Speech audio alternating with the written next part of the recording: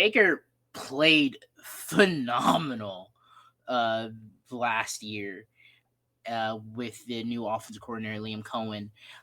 It was career highs in completions, career high in attempts, completion percentage, yards, and touchdowns. He had 4,500 yards. He was tied for second in touchdowns with Lamar with 41.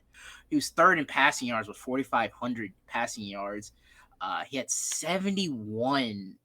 over 70% completion, 71.4. Interceptions were high. He is a gunslinger with 16. I'd like that to come down.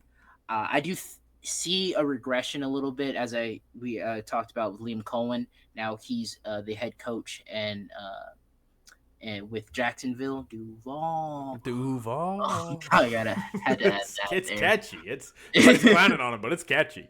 I had to add that. But yeah, he had an amazing year, and I think I know we were talking about we didn't do it with our first podcast when we came back, our first episode back for this year. We didn't do our top 10 quarterbacks, but he was on mine. He was on mine. He was Okay, cool. He was number 7. He was number 7 on mine. I want to say he was maybe 6 or 7. I can't remember, but he could potentially move up if he has another good year like this.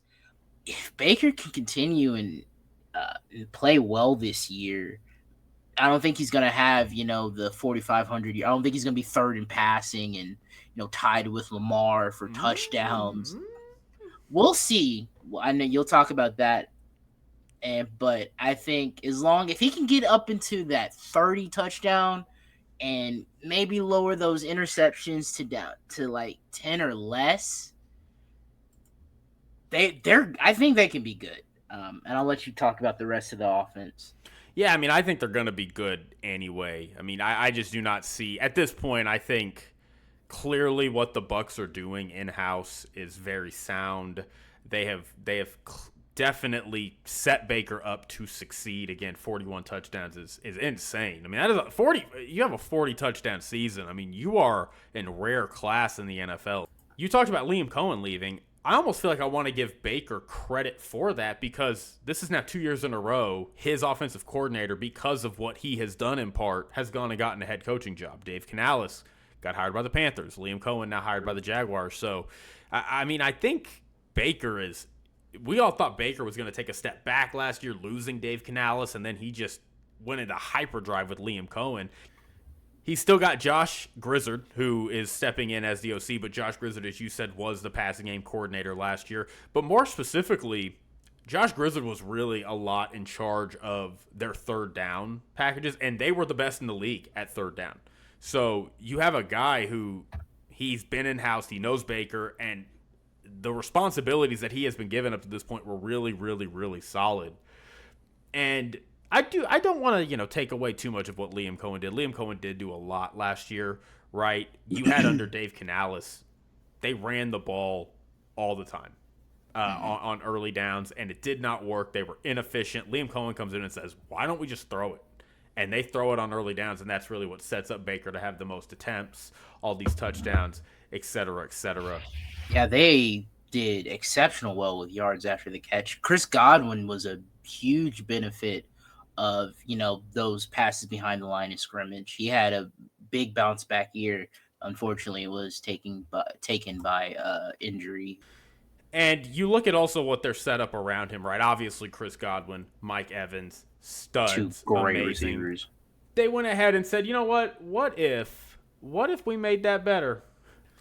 What if we went and got Emeka Egbuka in the first round and added that to our receiving core? That's their third receiver.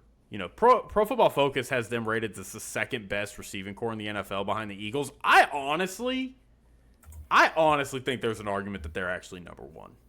I mean, I get they have A.J. Brown and Devontae Smith in Philly, but Mike Evans is a little bit older, but I mean, Mike Evans is Mike Evans. What is it? 7 or 8 straight? 9. I think it's 9. 9 or 10. Yeah. Jesus Christ. I'm sorry. Let me put some respect on Mike Evans' name. It's tough. That's a future Hall of Famer right there. Chris Godwin is 29. So, I mean, they really – and then Cade Otton was having his best year last year, got hurt towards the end of the year.